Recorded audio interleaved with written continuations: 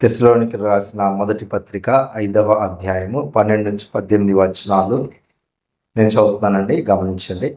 మరియు సహోదరులారా, మీలో ప్రయాసపడుచు ప్రభువునందు మీకు పైవారయుండి మీకు బుద్ధి చెప్పు వారిని మన్నన చేసి వారి పనిని బట్టి వారిని ప్రేమతో మిక్కిలి ఘనముగా ఎంచవలనని వేడుకొనుచున్నాము. మరియు ఒకనితో ఒకడు సమాధానముగా ఉండుడి. సహోదరులారా, మేము మీకు బోధించినది ఏమనగా, అక్రమంగా నడుచుకొని వారికి బుద్ధి చెప్పుడి, ధైర్యము చెడిన వారిని ధైర్యపరచుడి, బలహీనులకు ఊతనీయుడి, అందరి ఎడల దీర్ఘశాంతం గలవారై ఉండుడి. ఎవడును కీడులకు ప్రతి కీడు ఎవరికైనాను చేయకుండా చూచుకునుడి. మీరు ఒకని ఎడల ఒకడును మనుషులందరి ఎడలను ఎల్లప్పుడూ మేలైన దానిని అనుసరించి నడుచుకునుడి. ఎల్లప్పుడూ సంతోషముగా ఉండుడి, ఎడతెగక ప్రార్థన చేయుడి. ప్రతి విషయం నందును కృతజ్ఞతాస్తుతులు చెల్లించిడి. ఇలాగు చేయుట యేసుక్రీస్తునందు మీ విషయంలో దేవుని చిత్తము.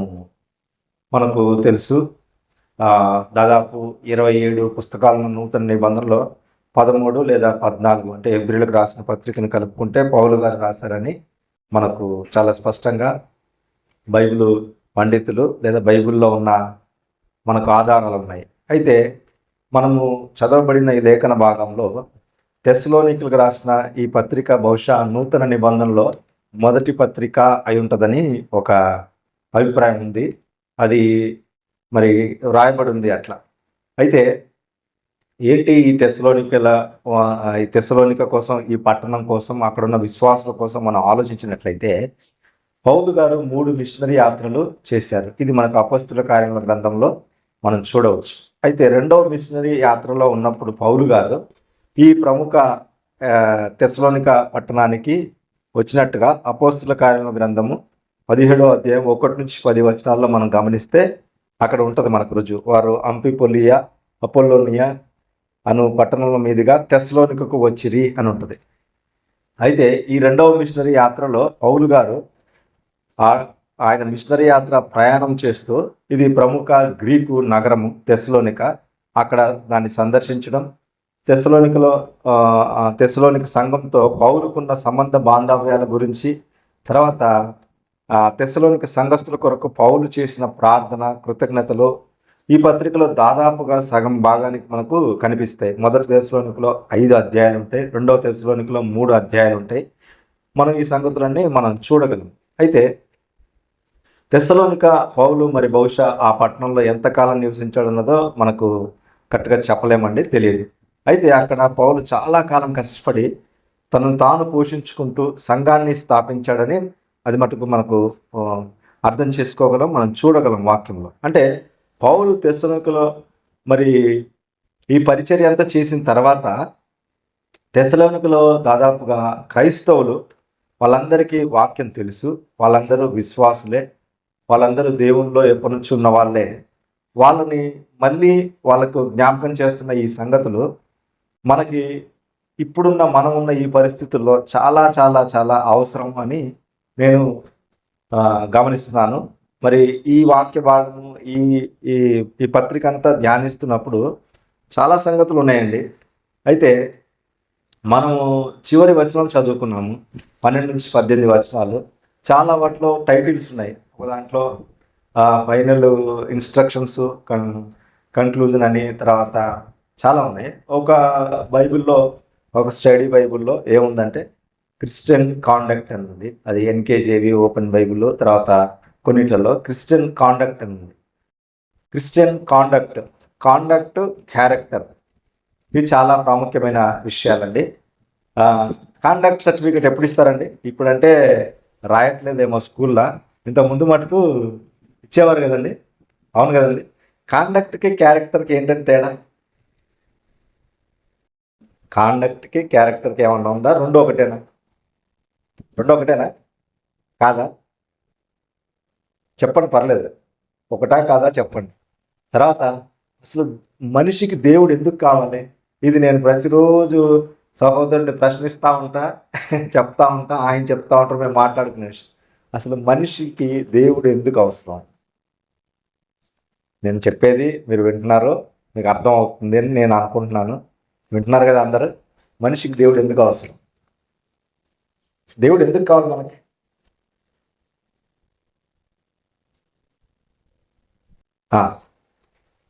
ఇంకా తర్వాత రెండో ప్రశ్న. ఒక ఆయన బాగా ఫేమస్ సైంటిస్టు ఐన్స్టీన్ అన్న ఆయనంట, ఆయన యుఎస్లో ప్రయాణం చేస్తూ, ఆయన జర్మనీ అతను, యుద్ధంలో వాళ్ళు మొత్తం ఫ్యామిలీ అంతా అక్కడ షిఫ్ట్ అయిపోయిన తర్వాత ఆల్బర్ట్ ఐన్స్టీన్ అన్న ఆయన తెలుసు. ఆయన ఎట్లాంటి ఆవిష్కరణలు చేశారో అందరికీ చాలా ప్రాముఖ్యమైన సంగతి తెలుసు. ఆయన ట్రైన్లో ప్రయాణం చేస్తుంటే టీసీ వచ్చి చూశాడంట. ఆయన అంత చుట్టూ తడుముకుంటున్నాడంట. ఆయన వచ్చి ఆయన మాట్లాడుతుంటే ఆయన్ని గుర్తుపట్టి సార్ అని ఆయన గుర్తుపడుతుంటే ఆయన పట్టించుకోకుండా అంత తడుముకున్నాడు. ఎందుకు సార్ టికెట్? మీరు నాకు తెలుసు కదా, మీకు టికెట్ ఎందుకు సార్ అని అంటున్నాడంట. ఆయన అంటున్నాడంట చదువుకో అంత చూసుకొని, అది కాదయ్యా, అసలు నేను ఎక్కడికి వెళ్తున్నానో నాకు తెలియట్లేదు, నేను ఎక్కడికి ఏ ఊరు వెళ్తున్నానో కూడా నాకు తెలియదు అని. సో మనం కూడా క్రైస్తవులు చాలాసార్లు మనం క్రైస్తవ ప్రయాణంలో ఉన్నాము. దేవుడు ఎందుకంటే సింపుల్గా మీరు చెప్పట్లేదు, నాకు బాధగా ఉంది. దేవుడు ఎందుకు చెప్పండి? ఒక అమ్మాయి చెప్పింది, నేను ఒక అమ్మాయిని అడిగా, అమ్మ దేవుడు ఎందుకు అన్న. తను బిలీవరే, చాలా స్ట్రైట్గా వెంటనే తడుకోకుండా ఒక మాట చెప్పింది. మీరు కూడా చెప్పగలరులేండి, మీరు చెప్పలేదని మిమ్మల్ని నేను అనట్లేదు, కానీ మన లైఫ్ మీనింగ్ ఏంటో తెలుసుకోవాలి అంకుల్, అందుకు దేవుడు కావాలన్న కదా. మన లైఫ్ మీనింగ్ అంటే అసలు బ్రతుకు ఎందుకు బ్రతుకుతున్నాం, ఎవరి కోసం బ్రతుకుతున్నాం, ఎక్కడ ఉన్నాము, ఎందుకన్న దానికి దేవుడు కావాలన్న. అది కరెక్ట్ కదండి, అవునా? ఈనాడు సంఘం ఏం కోల్పోతుంది ఈ రోజుల్లో? సంఘం అంటే మనమే, కట్టడాలు, పెద్ద పెద్ద స్ట్రక్చర్, అది కాదు. సంఘం అంటే ఆయన రక్తము చేత విమోచింపబడిన నీవు నేనే సంఘం.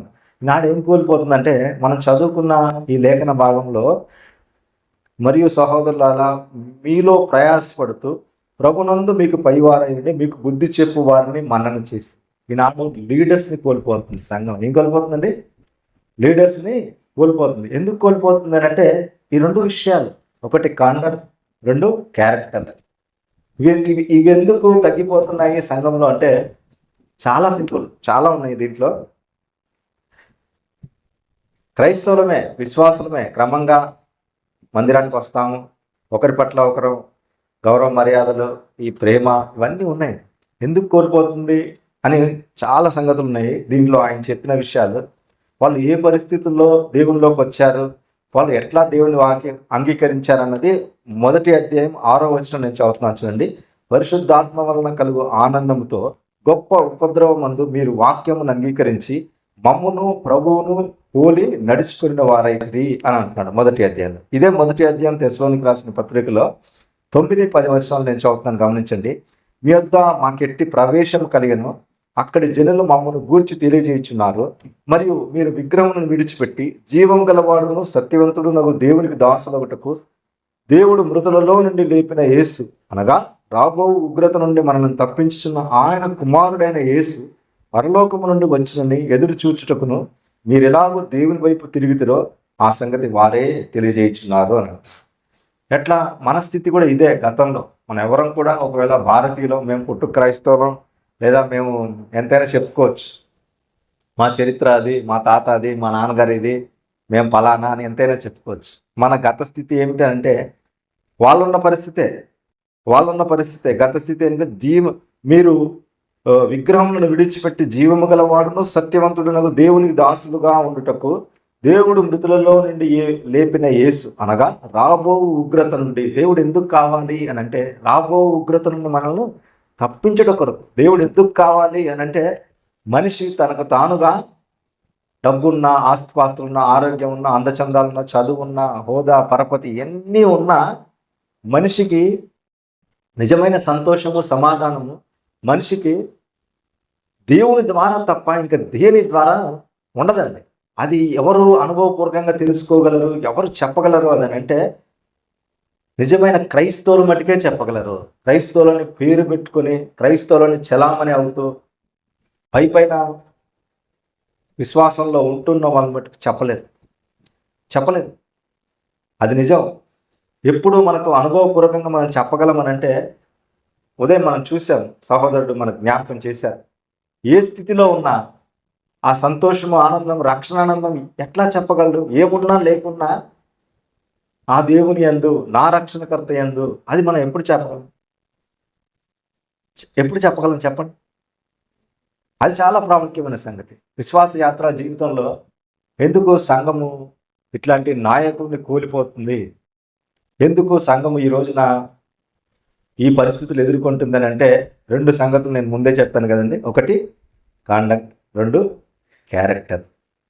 అయితే ఈ క్యారెక్టర్ మనకు కూడా అవసరం. ఈ కాండక్ట్ మనకు కూడా అవసరం. ఇప్పుడు సహజంగా స్కూల్లో వాళ్ళు ఇస్తారు కదండి. అంత 10th క్లాస్ అయిపోయిన తర్వాత వెళ్ళేటప్పుడు వాళ్ళకు టీసీ ఇచ్చి తర్వాత సర్టిఫికెట్స్ అన్ని హ్యాండ్ ఓవర్ చేసినప్పుడు చాలా సింపుల్గా రాస్తారు.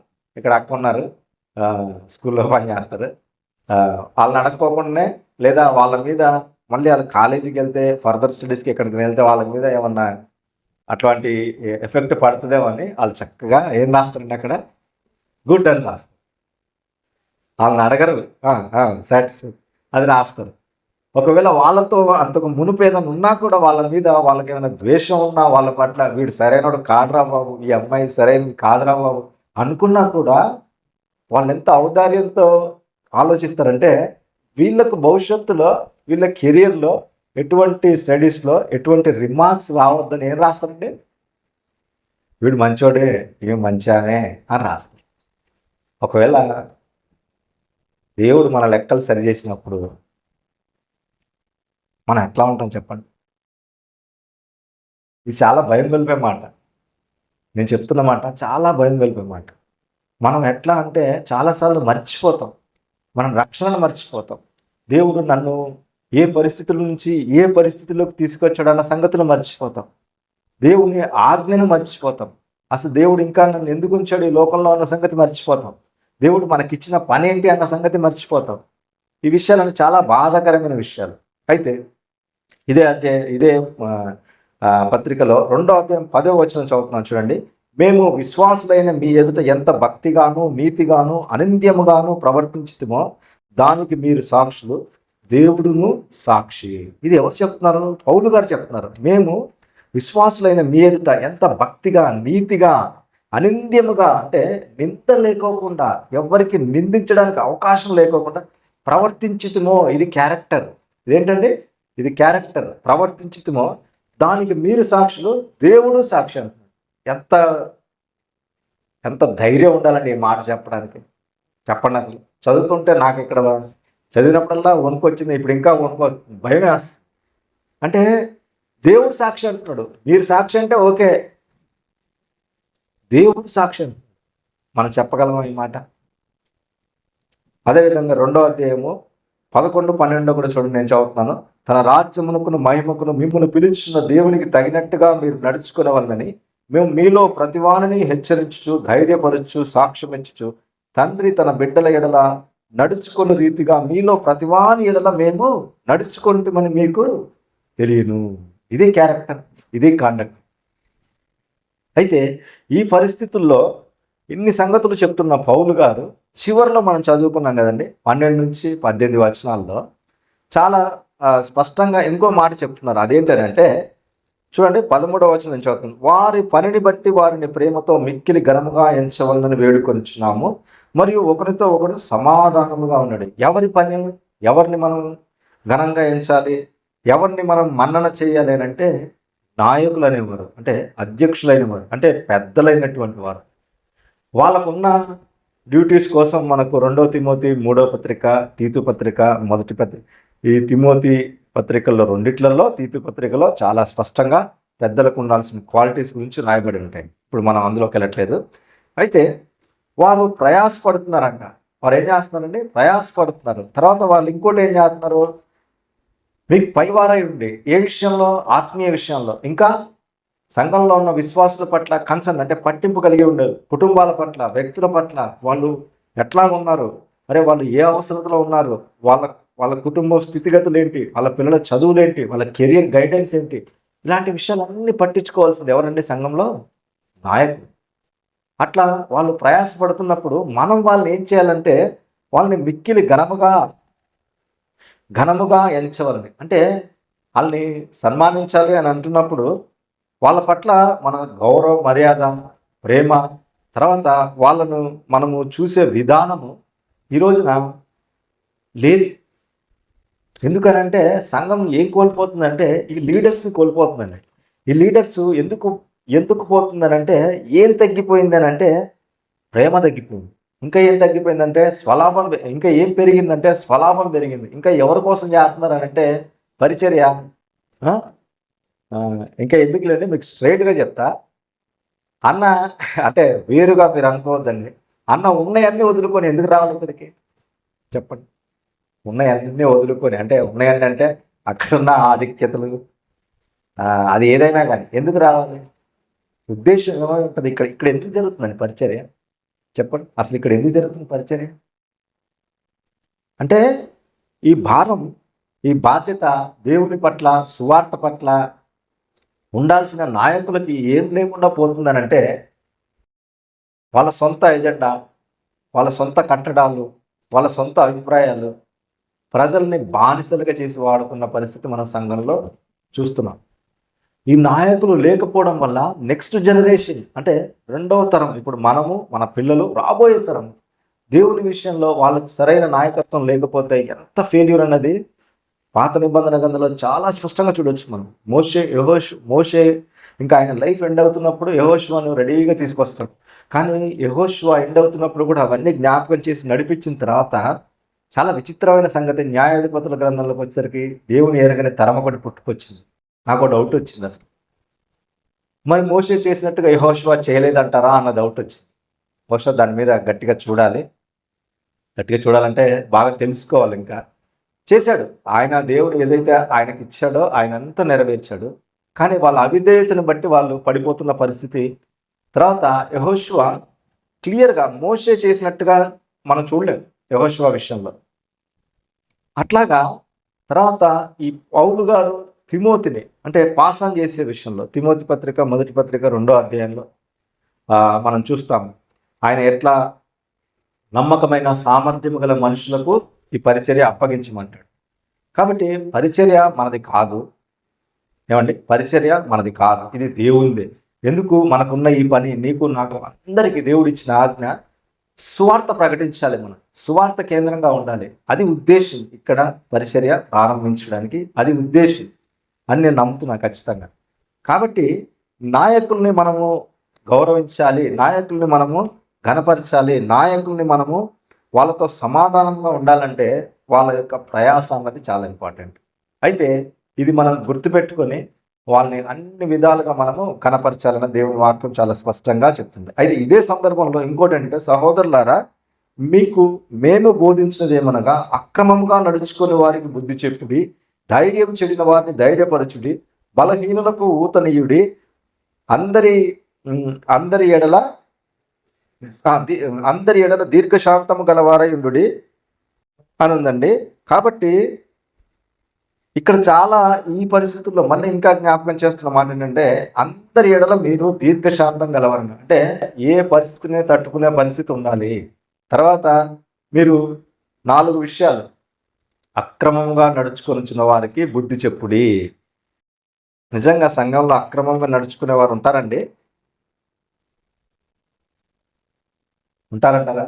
అక్రమంగా నడుచుకునేవారు, ఇది మెచ్యూర్డ్ బిలీవర్స్ అంటే క్రైస్తవులైనటువంటి వారికి పౌలు గారు రాస్తున్న మాట. దానికి ముందు వచనాలు నేను చదివాను, మొదటి అధ్యాయం, 2వ అధ్యాయం, 3 కొన్ని వచనాలు నేను చదివాను. మీరు ఇంటికి వెళ్ళిన తర్వాత ఈ 5 అధ్యాయాలు చదవగలిగితే చాలా మంచిది. అయితే అక్రమంగా నడుచుకుని వారు ఉన్నారంట. ఎందుకు అని అంటే వాళ్ళు ఎలాంటి వాళ్ళు అంటే సోమరులు, అంటే వాళ్ళు ఎవరి పట్ల ఏ బాధ్యత లేనోళ్ళు, తర్వాత ఏమీ పట్టించుకొని ఇటు అటు చెప్తా ఉంటారు. చూసారా, వీళ్ళ విషయాలు వాళ్ళకి, వాళ్ళ విషయాలు వీళ్ళకి.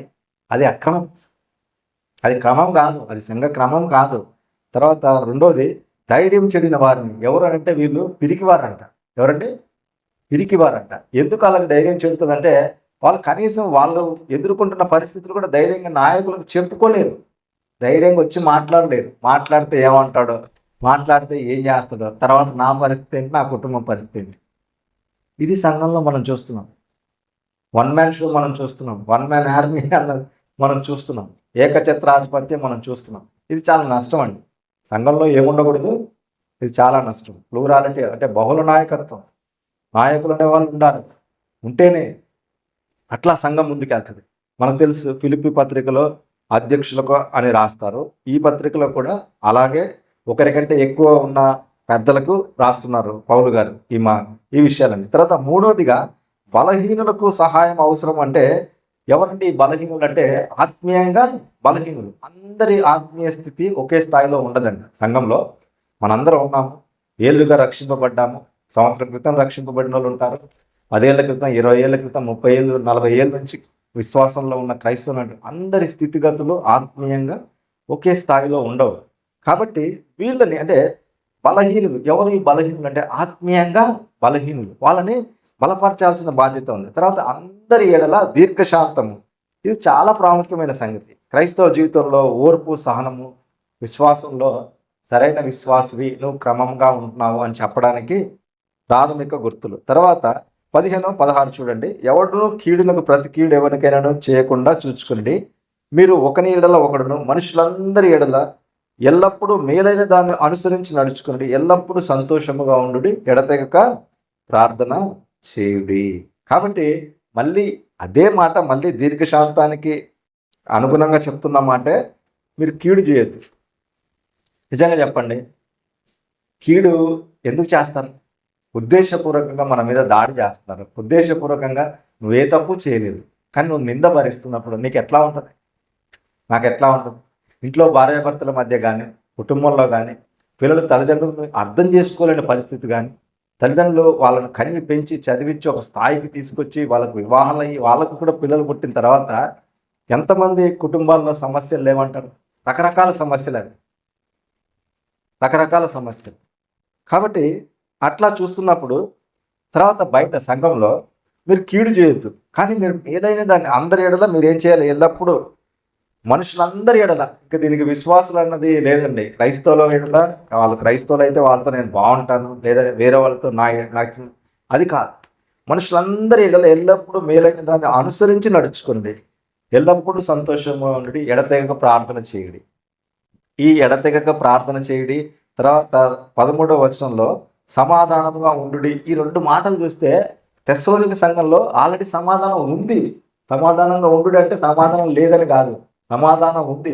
ఉన్న సమాధానాన్ని కాపాడాల్సిన బాధ్యత, ఉన్న సమాధానాన్ని కొనసాగించిన బాధ్యత విశ్వాసులుగా వాళ్ళ మీద ఉంది. ఈనాడు విశ్వాసులుగా మన మీద కూడా ఉంది.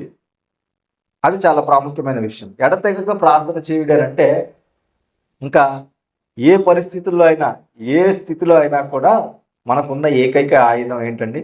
ప్రార్థన. ఎవరినైనా మనం సహాయం కోరాలన్నా, ఏదైనా మనం పని చేయాలనుకున్నా, ఏదైనా మనకు కావాలన్నా మొట్టమొదటగా మనం అడగవలసింది, విజ్ఞాపన చేయవలసింది దేని ద్వారా? దేవునికి ప్రార్థన ద్వారా. చివరి వచనం, ప్రతి విషయమునందును కృతజ్ఞతాస్తుతులు చెల్లించుడి, ఇలాగు చేయుట యేసుక్రీస్తునందు మీ విషయంలో దేవుని చిత్తము. ఈ దేవుని చిత్తము అన్నది చూడండి, ఇదే 3వ అధ్యాయము 7వ వచనంలో కూడా ఉంది చూడండి. అందుచేత సహోదరులారా, మా ఇబ్బంది అంతటిలోను, శ్రమ అంతటిలోను మీ విశ్వాసమును చూచి మీ విషయంలో ఆదరణ పొందితిమి. వాళ్ళు ప్రాణాలు అరచేతిలో పట్టుకొని మొదటి శతాబ్దంలో సువార్త ప్రకటిస్తున్నప్పుడు సంఘానికి వచ్చిన హింస ఇంత అంతా కాదండి. వాస్తవంగా ఈనాడు మనము చాలా చాలా చాలా సౌకర్యవంతమైన పరిస్థితుల్లో ఉండి విశ్వాసంలో మనం ఉన్నాం. వాస్తవంగా దక్షిణ భారతదేశంలో, ఉత్తర భారతదేశం మన దేశంలోనే చూస్తున్నాం, ఎక్కడో కాదు. ఉత్తర భారతదేశంలో, తర్వాత ఇంకా కొన్ని స్టేట్స్లో అసలు చెప్పడానికి కూడా లేదు. వాళ్ళు బైబిల్ పట్టుకొని రావడానికి లేదు, వాళ్ళు మేము క్రైస్తవులు అని చెప్పుకునే పరిస్థితి లేదు, వాళ్ళు అసలు ఒక ఇంట్లో ఇట్లా కలిసి ప్రార్థన చేసుకునే పరిస్థితులు కూడా లేదు. మనం సోషల్ మీడియాలో ఎన్నో చూస్తున్నాం, వస్తున్నారు, దాడి చేస్తున్నారు, ఎన్నో కేసులు ఉన్నాయి. తర్వాత లేడీస్ని కూడా తీసుకెళ్ళి మరీ ఘోరం, జార్ఖండ్, ఛత్తీస్గఢ్ అక్కడ బర్త్డే ఫంక్షన్లో కూడా తీసుకెళ్ళి వాళ్ళ మదర్ని తీసుకెళ్ళారు. వాళ్ళ ఆపదో బావుదో బర్త్డే అయితే పోలీసులు వచ్చి వీళ్ళు మత ప్రచారం చేస్తున్నారని చెప్పేసి తీసుకెళ్ళారు. కానీ ఇక్కడ మా శ్రమ అంతటిలో మీ విశ్వాసమును చూచి మీ విషయంలో ఆదరణ పొందుతూ ఉంటున్నాడు పౌలు గారు. చూడండి, అసలు వాళ్ళు మొట్టమొదట యూదులకే ప్రకటిస్తూ వచ్చారు సువార్త. అపోస్తల కార్యాల గ్రంథంలో మనం చూస్తాం చరిత్ర అంతా. తర్వాత ఇంకా పరిశుద్ధాత్మ దేవుడు అనుగ్రహించిన తర్వాత అందరికీ వచ్చింది సువార్త. ఈనాడు మనకు కూడా వచ్చింది సువార్త. అదేవిధంగా 3వ అధ్యాయం 12-13 మరియు మన ప్రభు అయిన యేసు తన పరిశుద్ధులందరితో వచ్చినప్పుడు మన తండ్రి అయిన దేవుని ఎడల మీ హృదయములను పరిశుద్ధత విషయమై అనిత్యమైనవిగా ఆయన స్థిరపరచుటకై మేము మీ ఎడల ఎలాగూ ప్రేమలో అభివృద్ధి పొంది వర్ధిల్లుచున్నామో అలాగే మీరును ఒకని ఎడల ఒకడును మనుషులందరి ఎడలను ప్రేమలో అభివృద్ధి పొంది వర్ధిల్లునట్లు ప్రభు దయచేయునుగాక. ఈ వర్ధిల్లుట అన్న విషయానికి వచ్చినప్పుడు మనం చాలా విషయాల్లో వర్ధిల్లాలని కోరుకుంటాం. మంచి కుటుంబం, మంచి ఉద్యోగం, వ్యాపారం, పిల్లలు ఉండాలి, వాళ్ళ చదువులు బాగుండాలి, మేము అందరం బాగుండాలి అనుకుంటాం. అయితే ప్రాముఖ్యమైన సంగతి నేను చెప్పాను కదా, 2 విషయాలు. 1 కాండక్ట్, 2 క్యారెక్టర్, 3 నాయకుల విషయం మనం మాట్లాడుతున్నాము. ఏ విషయంలో వర్ధిల్లాలంటానండి? ప్రేమలో అభివృద్ధి పొంది వర్ధిల్లునట్లు ప్రభువు దయచేయునుగాక. మనుషులందరి ఎడల, మీరు ఒకని ఎడల ఒకడు, మనుషులందరి ఎడల. ఇదే ఈ వచనాలనే కోట్ చేస్తూ దీర్ఘశాంతం అన్నా, ఎడతెగక ప్రార్థన అన్నా, మీరు కీడుకు ప్రతి కీడు చేయవద్దు, మీరు మేలైన దాన్ని చేయవలన్నది ప్రేమలో వర్ధిల్లాలంట. ఏ విషయంలో వర్ధిల్లాలంటే మనం అన్ని విషయాల్లో వర్ధిల్లుతున్నాం. ఆరోగ్యపరంగా, లేదంటే ఆస్తుల పరంగా, లేదంటే కుటుంబాల పరంగా వర్ధిల్లుతున్నాం. అయితే చాలా చాలా ఇంపార్టెంట్ విషయం ఏంటంటే, ఏ విషయంలో వర్ధిల్లాలి? మనం ప్రేమలో వర్ధిల్లాలి. ఒకరినొకరు ప్రేమించే విషయంలో మనం వర్ధిల్లాలి. ఒకరినొకరు క్షమించే విషయంలో మనం వర్ధిల్లాలి. ఒకరినొకరు పట్టించుకునే విషయంలో, ఒకరి పట్ల ఒకరు భారం కలిగి ఉండే విషయంలో, క్రైస్తవులుగా సంఘంలో ప్రాముఖ్యంగా మనుషులందరి ఎడల ఈ విషయంలో మనము అప్పుడు మటుకే మనము సువార్త కేంద్రంగా, క్రీస్తు కేంద్రంగా, లేదా సువార్త క్రమం చొప్పున మన బ్రతుకులు ఉన్నట్లు మనం అర్థం చేసుకోగలం. అయితే చివరిగా నేను ముగిస్తున్నానండి. అయితే ఇన్ని విషయాలు చెప్తున్న పౌలు గారు ఈ వచనంలో చూడండి, 5వ అధ్యాయము 8వ వచనం, మనము పగటి వారమై ఉన్నాము గనక మత్తులమై ఉండక విశ్వాస ప్రేమలను కవచము, రక్షణ నిరీక్షణను శిరస్త్రాణము ధరించుకుందాము. 1 కవచము, 2 శిరస్త్రాణం. ఈ 2 ఎందుకండి? మళ్ళీ ఈ రెండింటిని కలిపి ఏమంటున్నాడు? ధరించుకోవాలంటున్నాడు. ఏమంటున్నారండి? ఈ రెండింటిని కలిపి ధరించుకోవాలి. తర్వాత విశ్వాస ప్రేమ, విశ్వాసము ప్రేమ, ఈ 2 అవసరం. ఈ విషయాలన్నీ కూడా మనము ఆత్మ ఫలంలో చూస్తాం. గలతీయులకు రాసిన పత్రిక 5వ అధ్యాయం 22 వచనాల్లో మనం చూస్తాం. అయితే చాలా క్లియర్గా చెప్తున్నమాట, విశ్వాస ప్రేమలను కవచము, రక్షణ నిరీక్షణను శిరస్త్రాణము ధరించుకున్నాము.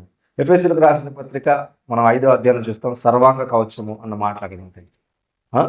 క్షమించండి, 5 మరి 4 అనుకుంటా. అక్కడ మనం చూస్తాం సర్వాంగ కవచము అన్న, అక్కడ చాలా ఉంటాయి. సత్యమును దట్టి ఈ విషయాలన్నీ రాయబడతాయి. ఇవి ధరించుకోవాలంటున్నాడు. ఇవి ధరించుకొని ఈ సంగతులన్నీ చెప్పిన తర్వాత మనం చదవబడిన ఈ వాక్య భాగంలో పౌలు గారు మనకు జ్ఞాపకం చేస్తున్నమాట. మనకు అంటే తెస్సలోనికలో ఉన్న విశ్వాసులకి వాళ్ళున్న పరిస్థితుల్లో వాళ్ళకి జ్ఞాపకం చేస్తున్న మాటలు. ఈనాడు ఎంతైనా మనం అందరం ఆలోచించాల్సిన విషయాలు, మనం అందరం ధ్యానించాల్సిన విషయాలు, మనందరం నేర్చుకోవాల్సిన విషయాలు, మన జీవితంలో అనుసరించి బ్రతకాల్సిన సంగతులు.